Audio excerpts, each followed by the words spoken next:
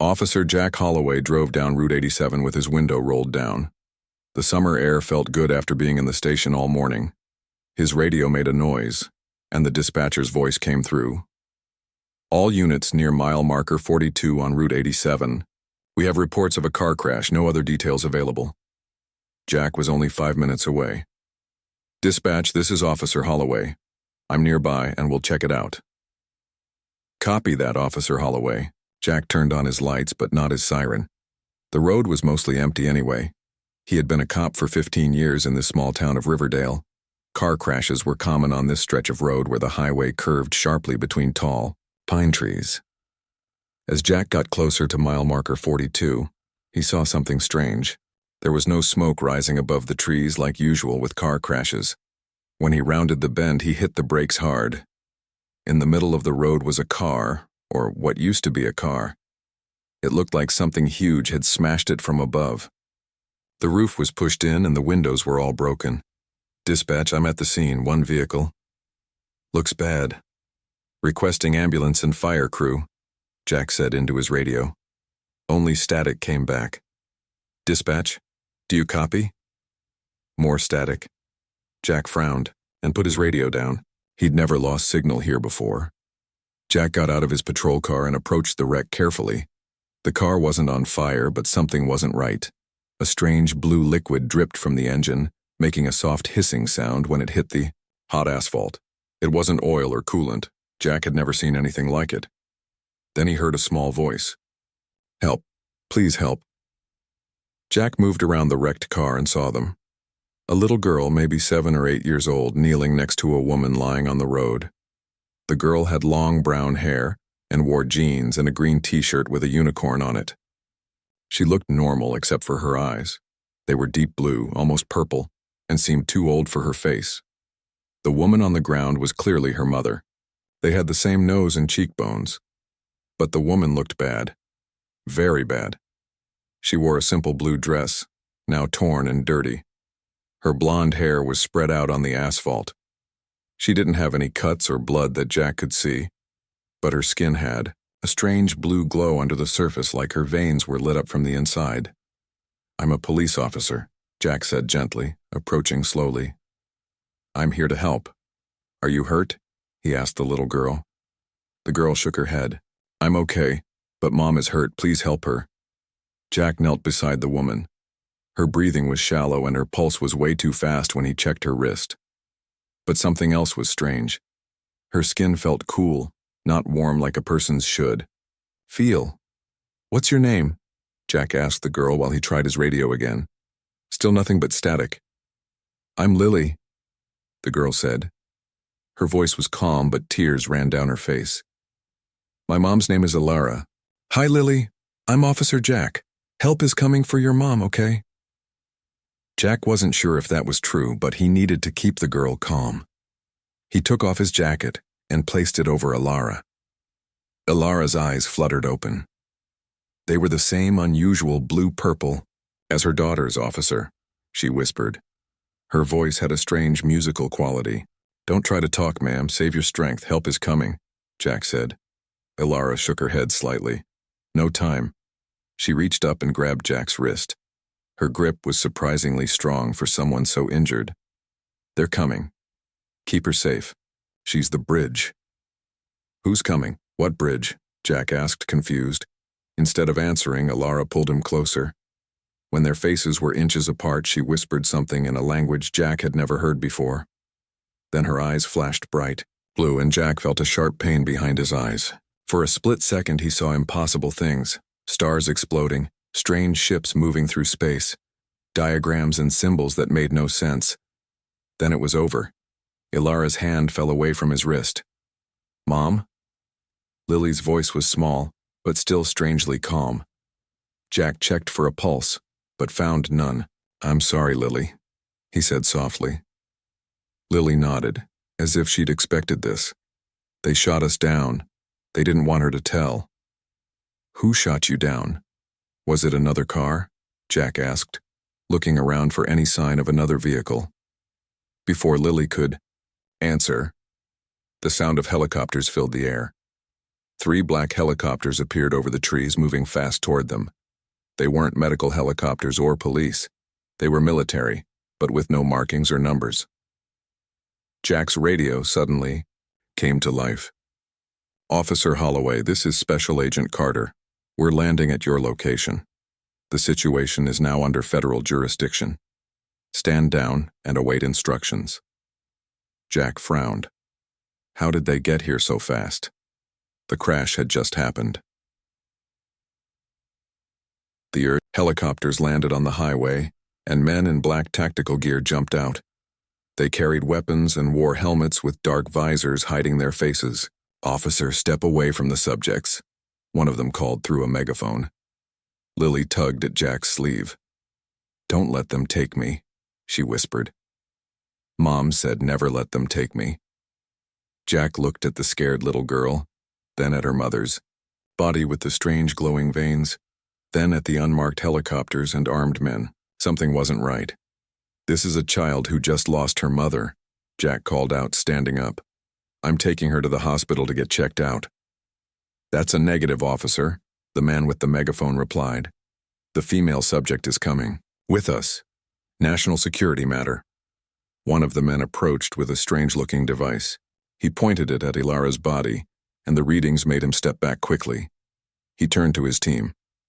"Confirmed," was all he said. Jack made a decision. As the men focused on securing Ilara's body, he whispered to Lily, "Can you run?" She nodded. "When I say go, run to my police car. The back door is unlocked." Jack waited until most of the men were gathered around Ilara. Then he yelled, "Go!" Lily sprinted toward his patrol car. Jack stepped between her and the armed men. "You need a warrant to take a minor into custody," he shouted, buying time. "Detain that officer!" the leader shouted. Jack ran to his car, jumped in, and locked the doors. Lily was hiding on the floor of the back seat. He started the engine and sped away, tires screeching. In his rearview mirror, he saw the men running. Back to their helicopters. He had maybe 2 minutes before they were airborne again. "Lily, are you okay?"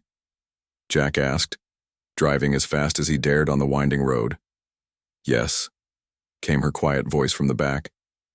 "Thank you for saving me. But they'll keep coming." Jack nodded grimly. "I know. But first, I need you to tell me the truth. Who are you and your mom? What did she mean about a bridge?" Lily was quiet for a moment.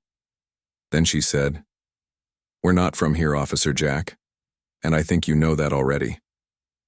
Jack remembered the strange flash of images when Ilara had touched him. The stars, the ships. "Hang on tight," he said, turning off the main road onto a small dirt track that led deep into the forest. "We need to disappear for a while." The police radio crackled to life. "All units be advised. Officer Jack Holloway is wanted for questioning, in connection with a federal investigation. If spotted, do not engage. Report location immediately." Jack turned off the radio and kept driving into the shadows of the trees, away from everything he had ever known. 3 weeks had passed since Jack had fled with Lily from the crash site. They were now hiding in a small wooden cabin deep in the forest. The cabin belonged to Frank Winters, a friend Jack had served with in the Army years ago. Frank was the kind of person who asked few questions and knew how to stay off the grid. "You sure got yourself in some deep trouble this time, Jack," Frank said as he placed more firewood beside the old stone fireplace. The nights were getting cooler as fall approached. Jack looked out the window at the trees. He had been declared a missing person, then a person of interest, and now he was wanted for questioning about a supposed kidnapping. His face had been on the news. Lily's face had not. "They're keeping her existence quiet," Jack said. "That tells me everything I need to know." Lily sat at the wooden table, drawing with colored pencils Frank had brought on his last supply run. She didn't draw normal kid pictures of houses and dogs. She drew complex circles with strange symbols and lines connecting stars in patterns Jack didn't recognize. "She's been quiet today," Frank noted, nodding toward Lily. "She's always quiet," Jack replied. "But she's starting to trust us more." That evening, after Frank went to his room, Jack sat beside Lily on the worn sofa. The fire crackled, casting dancing shadows on the walls. "Lily," Jack said gently, "I need to understand what's happening. Who were those men? Why did they come so fast? What did your mother mean when she said you were the bridge?" Lily looked up at Jack. Her unusual blue-purple eyes seemed to see right through him. "Mom was a diplomat," she said simply. "She came to study humans." "Study humans?" Jack repeated. "So you're not from Earth?" Lily shook her head. "Mom was from a planet around a star you call Kepler 442. They've been watching Earth for a long time." Jack tried to process this. Part of him wanted to laugh it off as a child's fantasy. But he had seen Alara's strange glowing veins. He had felt something pass from her mind to his in those last moments. And he kept having dreams of stars and ships he couldn't explain. "Why was your mother here?" Jack asked. "Most of her people just watch. They think humans aren't ready to know about other life in space." But Mom thought differently. She believed humans needed help. "Help with what?" "Your science is wrong," Lily said. She picked up one of her drawings. "You think the universe works one way, but you're missing important parts." The drawing showed strange equations and diagrams Jack couldn't begin to understand. Mom wanted to share the truth. Some of her people agreed with her, others didn't. And some humans already know about us but want to keep the knowledge for themselves. "The men in black helicopters," Jack guessed. Lily nodded. "They've known about Mom's people for 50 years. They made a deal to keep it secret while they got technology in return." Jack remembered what Alara had whispered to him before she died. "Your mother told me to keep you safe. She said you were the bridge." What did she mean? Lily looked down at her hands. "Mom was like me, but I'm also part human. My dad was human. I'm the first one that worked." "The first hybrid," Jack said, understanding dawning on him. "Yes. Mom said I could help humans understand her people and help her people understand humans. A bridge between worlds." The next morning, Frank's truck rumbled up the dirt road to the cabin. He wasn't alone. A woman with short gray hair and sharp eyes climbed out of the passenger side. "Jack, this is Dr. Vera Collins," Frank said when they came inside.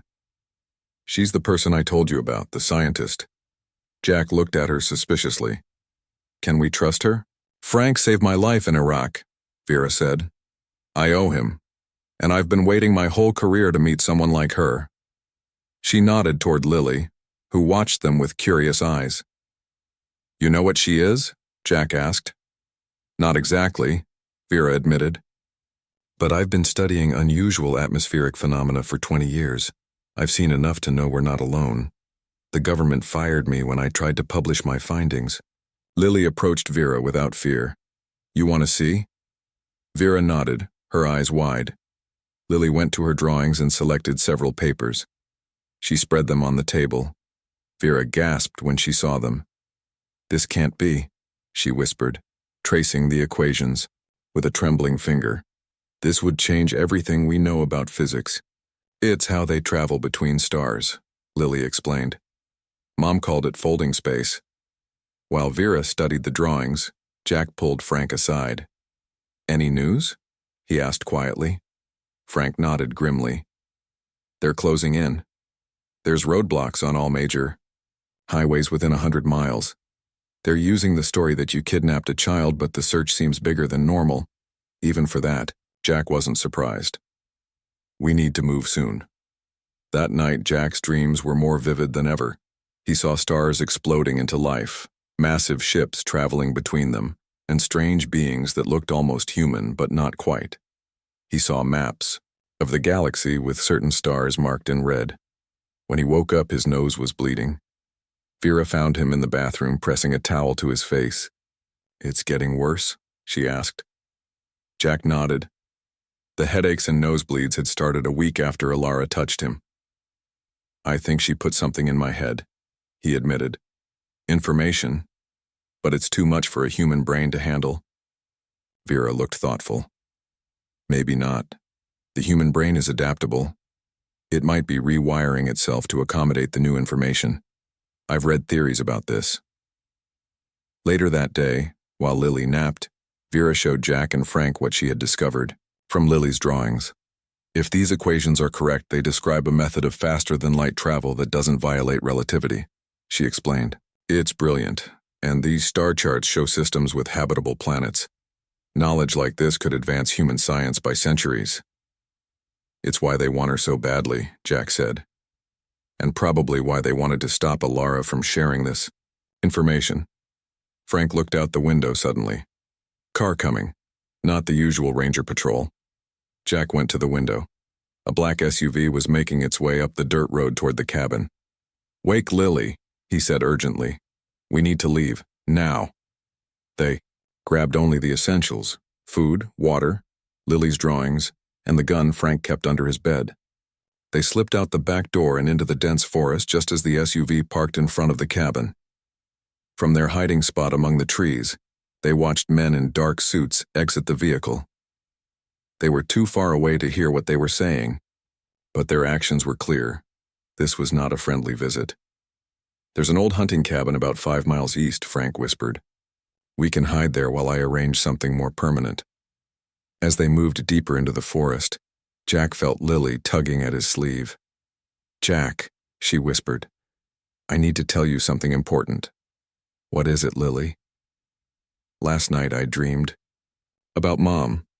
She said the information she gave you is starting to work. Soon you'll understand everything.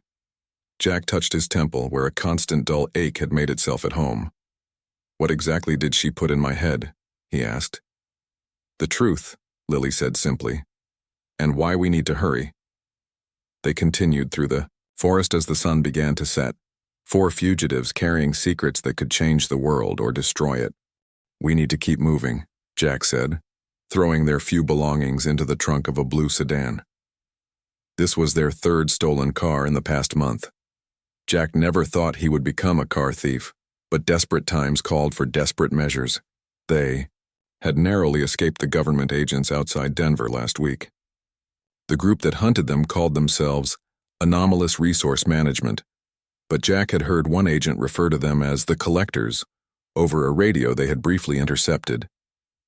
Lily sat quietly in the back seat, drawing in her notebook as usual. Her drawings had become more complex over the past weeks. Dr. Vera Collins studied them whenever she could, making notes and asking Lily questions. How much longer until we reach the safe house? Frank asked from the passenger seat. He looked tired, they all did. About 3 hours if we stick to back roads, Jack replied, starting the car. They drove in silence for a while, the morning sun casting long shadows across the empty highway. Jack checked the rearview mirror often, watching for any cars that might be following them. Jack, Lily said suddenly, looking up from her drawing. Something is about to happen. Jack's hands tightened on the steering wheel. Over the past month, he had learned to trust Lily's warnings. Her abilities were growing stronger each day. She could move small objects without touching them, predict events before they happened, and sometimes even read thoughts. What kind of something? Jack asked, scanning the road ahead. There's a roadblock waiting around the next bend, Lily said calmly. They have guns. Jack slowed the car. How many people? 6 men. 2 cars across the road. Jack made a quick decision and turned onto a dirt road they had just passed. The car bounced along the rough surface, dust billowing behind them. How did they find us? Frank wondered. They're tracking all stolen cars in a 5-state radius, Vera explained from the back seat next to Lily. We need to change our approach. Jack's head throbbed with pain. The strange visions and information Alara had transferred to him were coming more frequently now. Star maps, technical diagrams, and conversations in languages he'd never heard before filled his dreams. Sometimes the information leaked into his waking hours too, making it hard to focus. There's a train yard about 20 miles east of here, Jack said, information suddenly surfacing in his mind. We can hop a freight train heading north. Frank looked at him curiously. How do you know that? I just know, Jack said, unable to explain. It was happening more often, knowledge appearing in his mind that he had no way of having. They abandoned the car at the edge of a small forest and walked the rest of the way to the train yard. By nightfall, they were huddled in an empty boxcar, heading north toward Montana. Lily had fallen asleep with her head on Vera's lap. Frank kept watch by the partly open door. "Your nosebleeds are getting worse," Vera observed, watching Jack wipe blood from his upper lip. "And the headaches," Jack admitted. "But I'm starting to understand some of the information. It's like puzzle pieces fitting together." "What do you understand so far?" Vera asked. Jack closed his eyes. "Ilara's people have been watching Earth for centuries. They're concerned about our development of nuclear weapons and our climate crisis. But they have rules about interfering with developing civilizations, like Star Trek's Prime Directive," Frank commented from the door. "Something like that," Jack agreed. Ilara was part of a faction that believed humans needed direct help rather than distant observation. She went rogue and came to Earth, Vera finished. "Yes. She met a human man, had Lily, and planned to share critical information with Earth scientists. But another faction found out and stopped her." Jack rubbed his temples, trying to ease the pain. "Lily is special.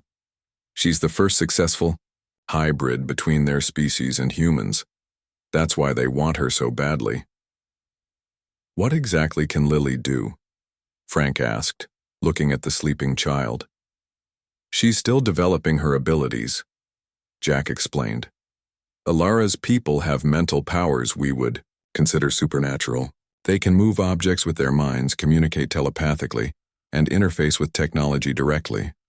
Lily has those abilities too, but they're still growing." Their conversation was interrupted by the train slowing down. Frank peered out the door. "We're stopping at a small station," he reported. "I think we should get off here and find another way north. Staying on one train too long is risky." They carefully exited the boxcar when the train stopped, keeping to the shadows. The station was small with only a few dimly lit platforms. Jack carried the still sleeping Lily as they made their way through the quiet town, looking for a place to rest. They found a motel on the edge of town that accepted cash and asked no questions. Frank paid for a room while Jack, Vera, and Lily waited out of sight. Once inside the small room with its 2 beds and faded wallpaper, they finally relaxed a little. Jack's phone buzzed, a secure messaging app they used sparingly. The message was from a contact they had made 3 weeks ago, a government agent named Claire Donovan who claimed to be part of a faction that wanted peaceful contact with Ilara's people. "New development," the message read.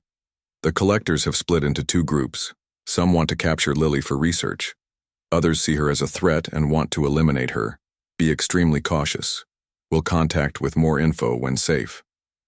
Jack showed the message to the others. Frank's face darkened. "We can't trust anyone in the government," he said. "This could be a trap." "Claire has helped us twice now," Vera pointed out. "She warned us about the raid in Colorado."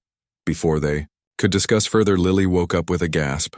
Her eyes were wide, the purple-blue irises almost glowing in the dim light. "They're close," she whispered. "I can feel them searching." Jack knelt beside her. "Who, Lily? The collectors?" Lily shook her head. "Not them. Others, from up there." She pointed toward the ceiling, but Jack understood she meant the sky. "Space. More of your mother's people?" Vera asked. "Yes," Lily said. "They're looking for us, for me." Jack felt a chill run down his spine. "Are they friends or enemies?" "I don't know," Lily admitted. "But they're powerful, and they're getting closer." Jack's head suddenly exploded with pain, making him stagger against the wall. Images flooded his mind. A massive ship entering Earth's atmosphere, strange beings stepping onto Earth soil, humans in military uniforms raising weapons. "Jack." Frank moved to help him, but Jack waved him away. "I'm okay," he gasped as the pain subsided. "But we have a new problem. Ilara's people are sending a delegation to Earth. They want Lily." "When?" Vera asked urgently. "Soon. Days, not weeks." Jack looked at Lily, who stared back at him with those knowing eyes. "And when they arrive, Earth's governments will see it as a threat. They'll respond with force." "That would be a disaster," Frank said. "From what you've told us about their technology, they could wipe us out if they wanted to." "We need to get to Montana faster," Jack decided. The rendezvous point is there near Glacier National Park. It's where Alara was supposed to meet her contact. How do you know this? Vera asked, puzzled. Jack tapped his temple. More puzzle pieces fitting together. Ilara's memories are becoming clearer. They packed their few belongings quickly. There was no time to rest. Can your people help us get transportation? Jack asked Frank. Something that won't be tracked? Frank nodded. I have one more contact in this area. Let me make a call. As Frank stepped outside to use his phone, Jack looked at Lily. The weight of responsibility for this small girl sometimes felt overwhelming. She carried the future of 2 species within her. Are you afraid? He asked her softly. Lily thought for a moment, then shook her head. Mom said you would protect me. She trusted you. I will protect you, Jack promised. Whatever happens. Outside, the window. The stars shone brightly in the night sky. Somewhere up there, ships were moving toward Earth. The clock was ticking, and the future hung in the balance. 6 months had passed since Jack found Lily beside her dying mother on that lonely stretch of highway. 6 months of running, hiding, and piecing together the puzzle that Alara had left in Jack's mind. Now, as they gathered around a map spread on a table in their latest hideout, Jack began to understand the true meaning of Alara's final message. There's something coming, Jack told Frank and Vera as he pointed to several locations on the map. Something big. And Alara's people aren't the only ones out there. They had made it to Montana 3 weeks ago. Their hideout was a small cabin deep in the forests near Glacier National Park. The cabin belonged to one of Claire Donovan's contacts, a retired NASA scientist who believed in the existence of extraterrestrial life. What exactly is coming, Jack? Vera asked, her scientific mind always searching for precise information. Jack closed his eyes, letting the alien knowledge flow through his mind. The headaches had finally stopped 2 weeks ago. The information from Alara had fully integrated with his brain, allowing him to access it without pain. Earth sits on the edge of what amounts to a cosmic territory dispute, Jack explained, opening his eyes. Think of it as borderlands between different power groups in space. Like a buffer zone? Frank asked. He had been a soldier long enough to understand such concepts. Exactly, Jack nodded. Humanity has been protected so far because of our isolation and our primitive technology. But recent advancements in quantum physics have created a signal, visible to those watching. What kind of signal? Vera leaned forward, intrigued. Our attempts at quantum communication created ripples in space that can be detected across vast distances, Jack said. It's like lighting a fire in the dark. Others can see it. Others who aren't friendly, Lily added quietly. She sat cross-legged, on a chair, her purple-blue eyes serious. At 8 years old, she spoke with the wisdom of someone far older. Not all of them, Jack agreed. Some species out there view developing civilizations as resources to be harvested or controlled. How long do we have? Frank asked, always focused on practical matters. 5 years at most before the first scout ships arrive, Jack said grimly. Then perhaps another 5 before larger forces come. And Alara's people? Where do they fit in this? Vera asked. They're part of a coalition of species that protect developing civilizations, Jack explained. They've been watching Earth for centuries, keeping the predatory species away, but they're stretched thin across many star systems. Lily stood up and walked to the window, looking up at the evening sky. Mom came to warn you, to help prepare Earth for what's coming.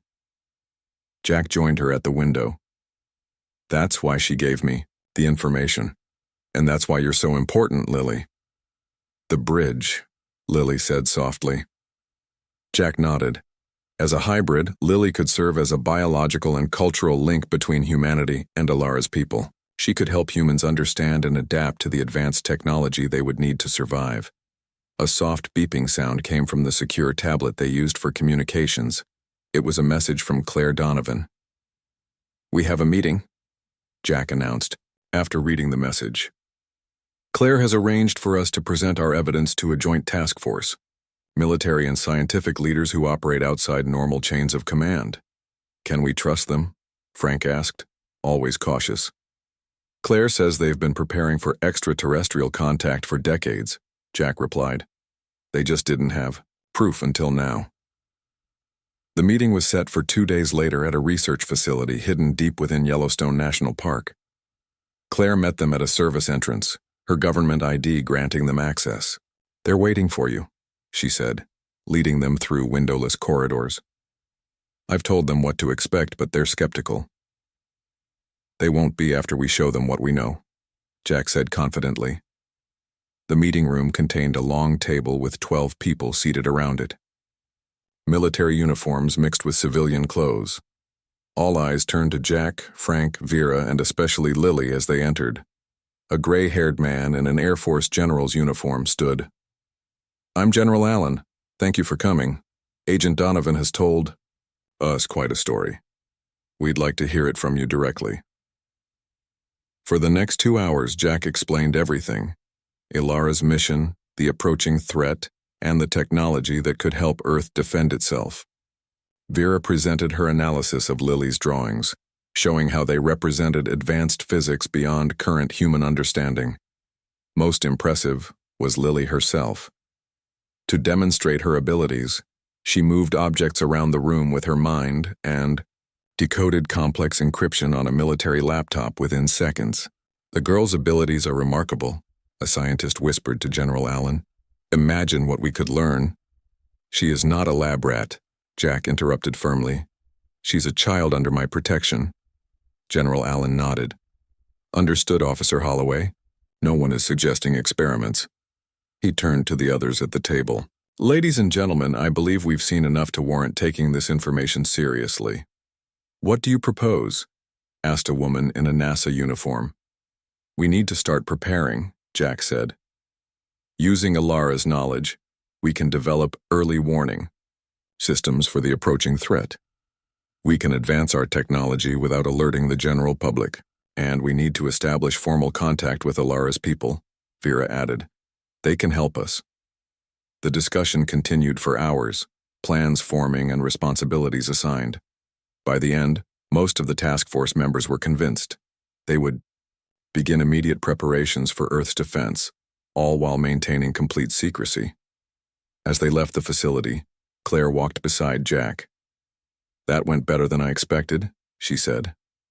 It's just the beginning, Jack replied. The hardest part will be convincing world governments to cooperate without causing panic. Back at their cabin that night, as Frank and Vera discussed the day's events, Jack found Lily outside staring at the stars again. What are you thinking about? He asked, sitting beside her on the cabin steps. Some of them still don't believe us, Lily said. They think we're making it up or confused. Jack sighed. That's human nature. Some people need more proof. We don't have time for doubts, Lily said. Her voice held a strange echo that reminded Jack of Ilara. They're already on their way. Who is? The ones Mom was afraid of. The Harvesters. Their scout ship entered the solar system yesterday. Jack felt cold despite the warm night. How do you know this? Lily tapped her head. I can feel them, like Mom could. How long until they reach Earth? 3 months, maybe 4. Lily turned to look at Jack, her eyes shining in the starlight. We need to contact Mom's people now, before it's too late. Jack nodded slowly. Tomorrow we'll tell the others. We'll use the communication device Vera has been working on. Lily took Jack's hand. Jack, there's something else you should know, something Mom didn't tell you. What is it? The information in your head. It's changing you. You're becoming more like us. That's why you can understand it now without pain. Jack stared at his hands in the moonlight. He had noticed changes. Faster reflexes, sharper eyesight, the ability to go days without sleep.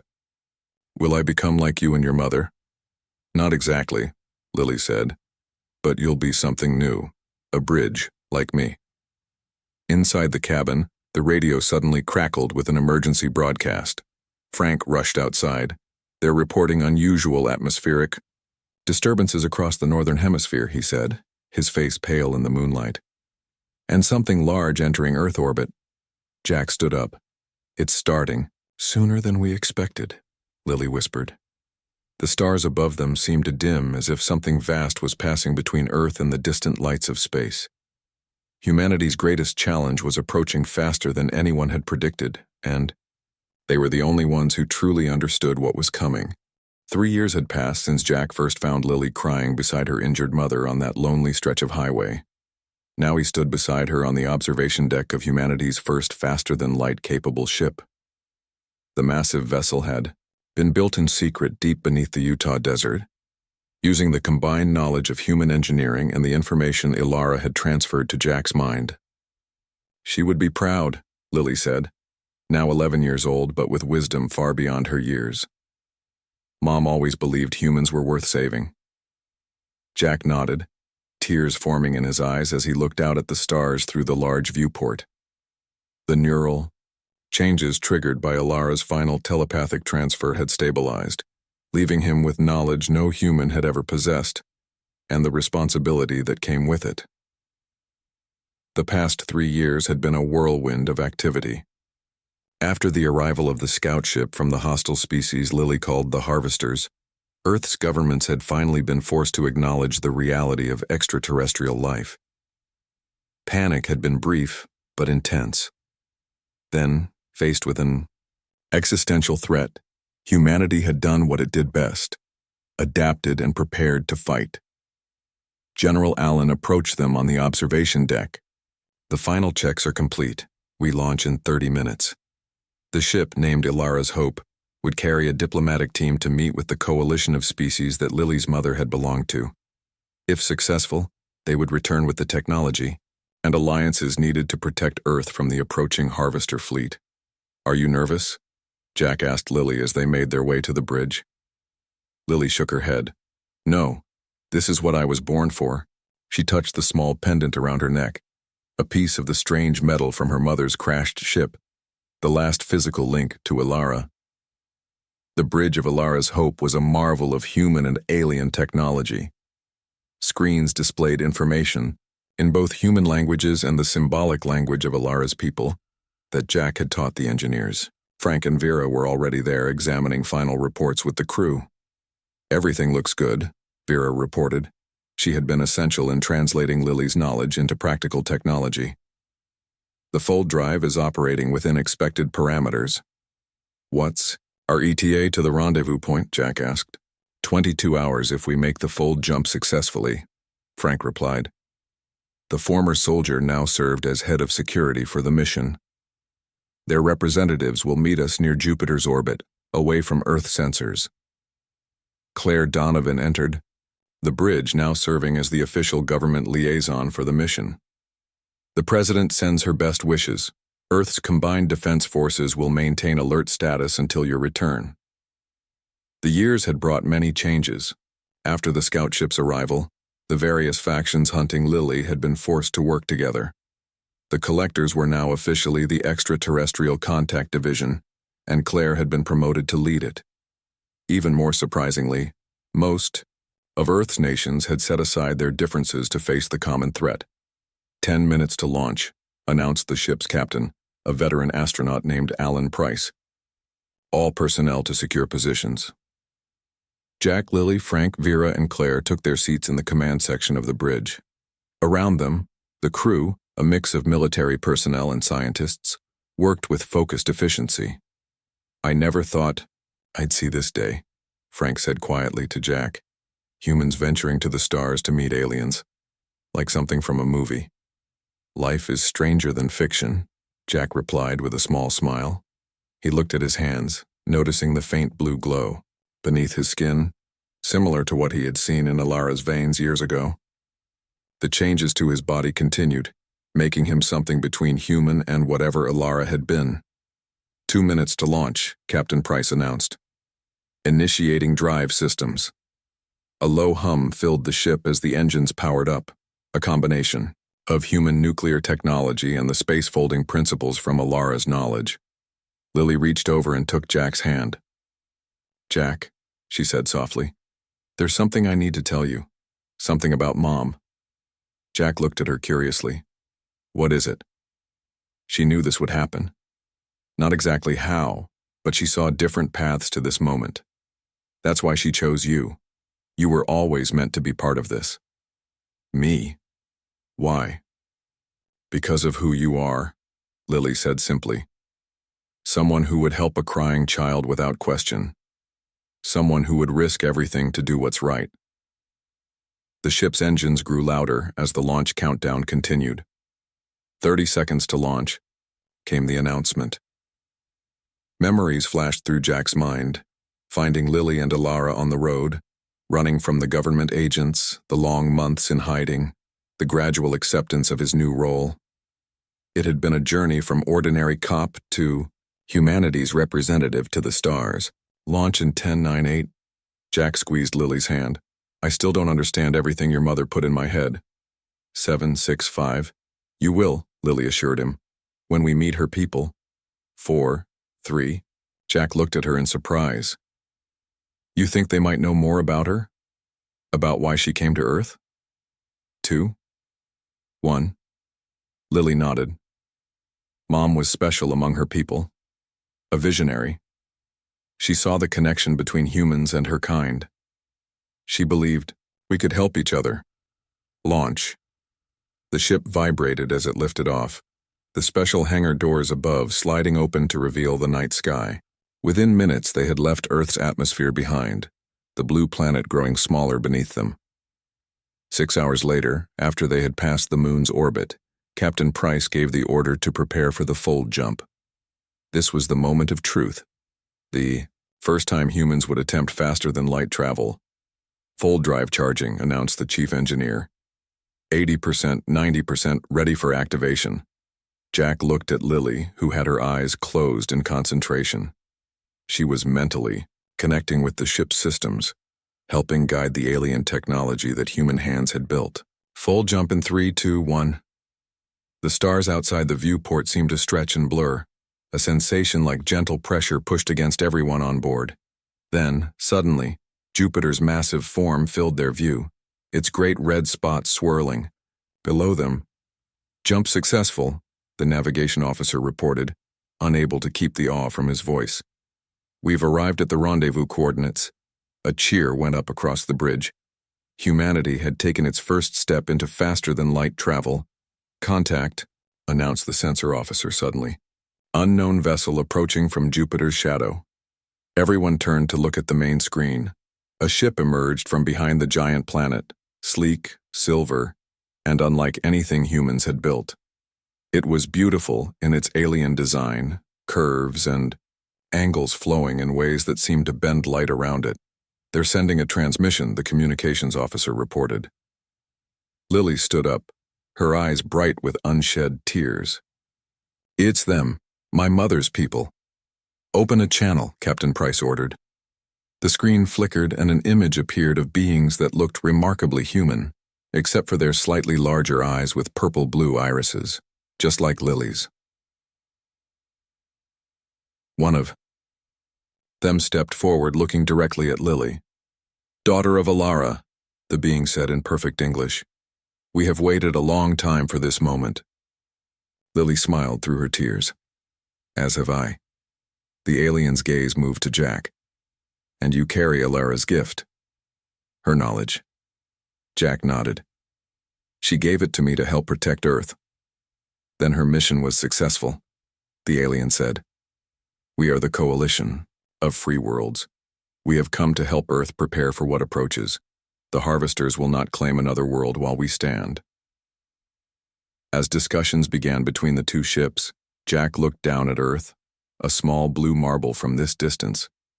He thought about the long journey that had brought him here, all because he had stopped to help a crying girl and her injured mother on a lonely highway.